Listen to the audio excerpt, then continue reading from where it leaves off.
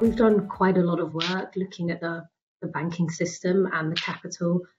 It's one of the major factors that is holding back some of the standalone credit profiles of the Vietnamese banks currently. We've seen some improvement in recent years in capitalization, supported by stronger profitability, by SBV's restrictions on cash dividends being paid recently, and also banks raised capital to meet Basel II requirements, which you've alluded to. So, as you said, the implementation deadline for Basel II is coming up in January 2023. We estimate that there's not that much capital that needs to be raised, only about $0.6 billion for the banks to be compliant. The majority of them are already where they need to be.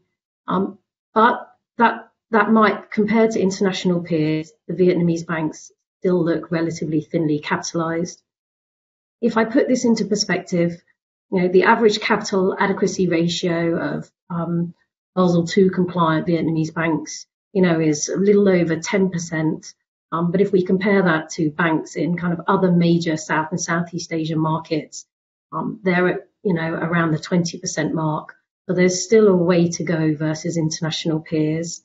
The bigger shortfall we see is to make up that gap, and also potentially to ensure that loan loss reserves can cover any losses from problem loans that arise.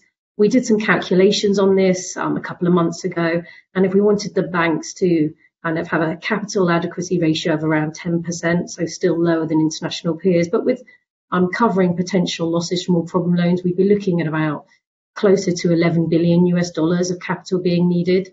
It's not insurmountable. That's just under 3% of GDP.